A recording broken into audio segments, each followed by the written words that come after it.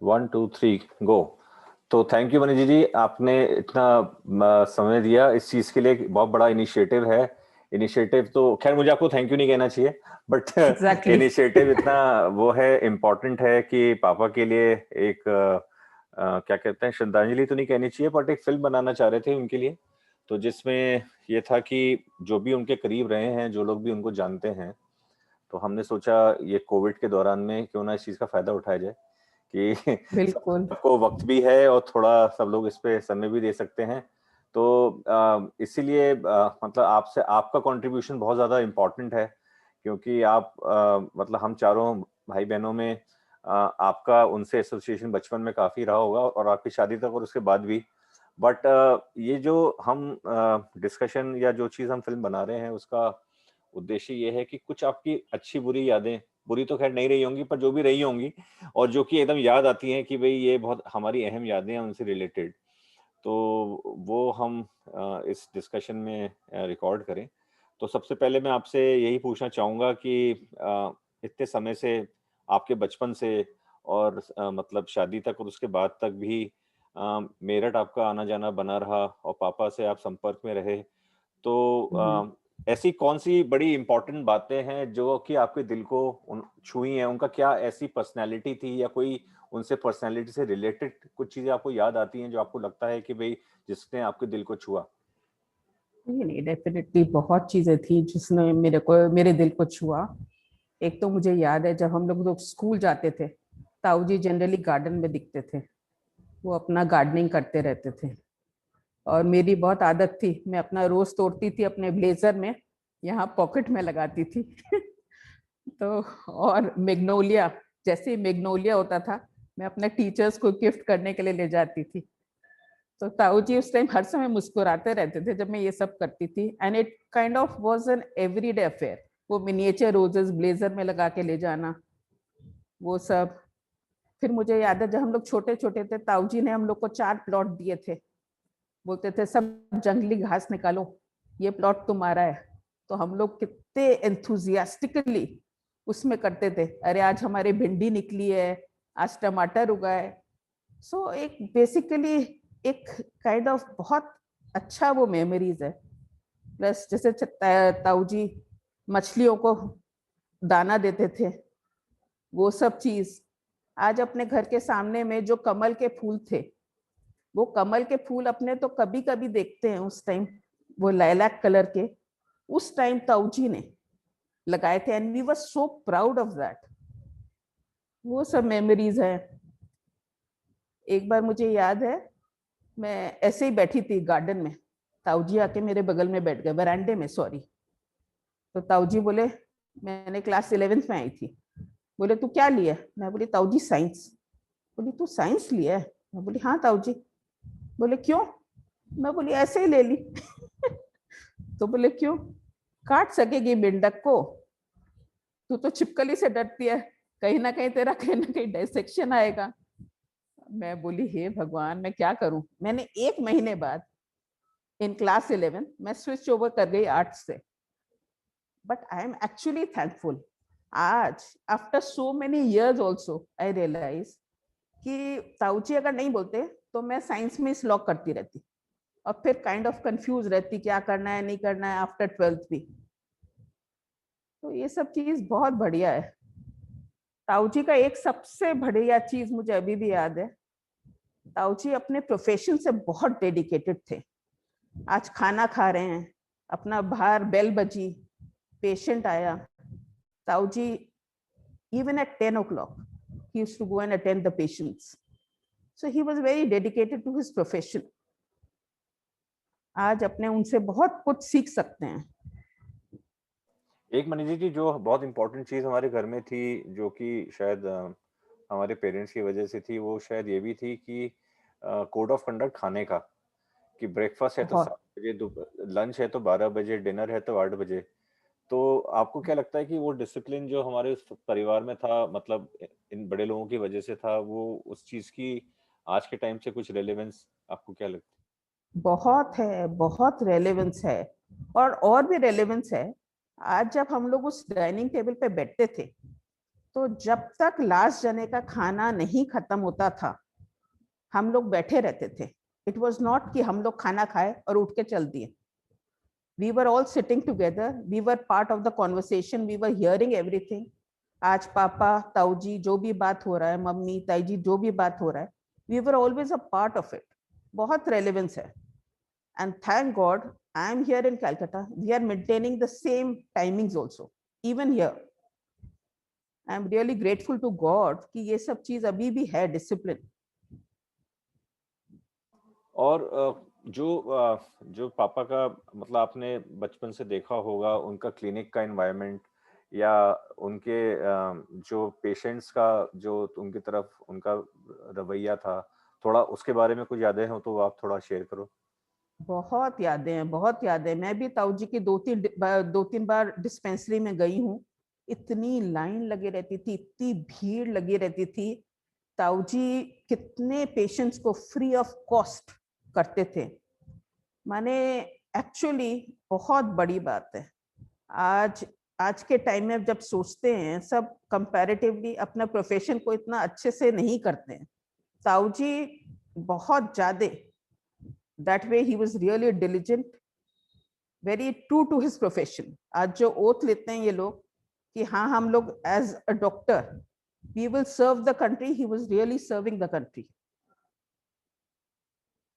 और कुछ चीजें बचपन की, जैसे हमारे साथ हमें बचपन में लगता था कि जैसे प्यार बहुत करते थे, बट आई थिंक एक जो सेंस ऑफ डिसिप्लिन था वो भी था कि जैसे कुछ लोग गेस्ट बाहर से आ रहे थे तो उनका कैसे हमें ट्रीटमेंट करना है या उनसे हमें कैसे बिहेव करना है।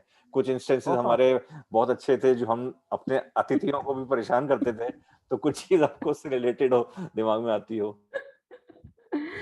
एक बार हम लोगों के यहाँ याद है, वो गप्पू ताऊ जी आए थे। वो शायद 6 से 8 महीना रहे थे और जाने का नाम नहीं ले, जाने का नाम नहीं ले। अब हम लोगों को लगता है हम लोग कोई प्राइवेसी हैम्पर होती। He was like an intruder into our family. तो एक बार सब कोई बड़े लोग पिक्चर के लिए गए थे और अपने यहाँ लोड शेडिंग हो गई थी शायद। तो हम लोग चारों वरांडे में बैठ गए बच्चे लोग, और हम लोग जोर जोर से तो पहले गाने लगे, क्योंकि हम लोग का गेस्ट रूम एकदम बगल में था। हम लोग सोचे किसी तरह इनको तंग करें यार, ये जल्दी जाए हम लोगों के घर से। तो हम हम लोग जोर जोर से गप्पू मत्ती हाय हाय गप्पू गमत्ती जोर जोर से गाने लगे। हम लोगों का टाइमिंग इतना खराब था कि तभी चारों की एंट्री हुई। और चारों की एंट्री जैसे ही बिट्टू जी ने खिसकी, मैं खिसकी, अखिल खिसका, रह गया अंशु। अंशु ऐसे मुंह बंद, मुंह खोल के जो रहा, ओ गॉड। ताऊ जी ने जो डांटा है, वैसे ऐसे क्या डांटा नहीं, वो यही बोलते थे, देखिए वो तो बात फैक्ट है कि अतिथि उस टाइम भगवान के समान है, लेकिन जब अतिथि जरूरत से ज्यादा रुक जाता है तो वो भगवान का दर्शन ही रहता। That is the thing. But we were quite mean. फिर हम लोग डाइनिंग टेबल पे जैसे ही वो कुछ खाना लेने वाले तो हम लोग रिवॉल्विंग टेबल को खिसका देते थे। Now when I think of it, आज कोई हमारे साथ करे, it will be such a torture, but we did torture him. और ये लेसन शायद अब है, अब बात ये रियलाइज होती है कि आज अगर हमारे अपने घरों में हमारे बच्चे इस तरह करें तो शायद हमें वो शिक्षा याद आएगी कि जो उस टाइम उन्होंने जिस तरह रिएक्ट किया, शायद हम सबको उस टाइम एज किड्स बुरा लगा कि भाई एक इंट्रूडर की वजह से इतनी पड़ गई हमें। बट आई थिंक एक वो शिक्षा ठीक ही थी कि जो कि एटलीस्ट मुझे क्या होता है कि आज मान लीजिए, वैसे तो चलिए हमारे सबके बच्चे बड़े रिस्पेक्टफुल हैं, बट आई थिंक वो एक सेंसिटिविटी जो होती है कि दूसरों के लिए सोचना, कि हमें केवल अपने लिए ना सोच के दूसरों के लिए भी सोचना, आई थिंक वो एक थॉट बड़ी है जो बड़ी इंपॉर्टेंट थॉट होनी चाहिए मेरे ख्याल से, जो उनके पास थी। नहीं नहीं, बिल्कुल बिल्कुल थी। और हम लोगों के यहाँ तो always there were so many guest. हम लोग कितना अटेंड करते थे, कोई हिसाब ही नहीं है। मेरा तो मैंने अभी भी एंटरटेनमेंट कमिटी में आई एम हेड। वहां पे भी I was always talking quite allot. मुझे अभी भी याद है बिट्टू जी कम बात करती थी तो उनको बुलाया जाता था। बिल्कुल बिल्कुल। और कुछ ऐसी क्वालिटीज आपको उनकी याद है कि जो आप मतलब जो आपको आज भी लगता है कि भी एक किसी की पर्सनैलिटी में कुछ एक अच्छाइयाँ होती हैं, कुछ एक बुराइयां होती हैं, तो कुछ इस तरह की कुछ आपने ऑब्जर्व करी उनके साथ? he had a tiring personality and he was very calm. आज कभी भी मैंने उनको हैसल्ड नहीं देखा. Basically, he was always very cool, very composed. आज भिट्टू जी की शादी में भी he was just looking here and there. मैंने उनका वो एक हाइपर नेचर मैंने नहीं देखा. एंड घर में भी ही वॉज वेरी रिलैक्स्ड. मुझे याद है मैं जब कलकत्ता से मेरठ जाती थी, ताऊ जी बोलते थे अरे इसके लिए मटर की चाट मंगाओ, इसको ये भाता है. मैंने एक वो होता है ना कि बेटी का लाड़ कैसे करें, अरे ये मंगाओ वो मंगाओ, एक नहीं होता, वो बहुत था. जब मैंने दीपिका को कंसीव करा था फर्स्ट टाइम, तो ताऊ जी ने मेरे को एक लेटर लिखा था, पता है, this I have not told anybody.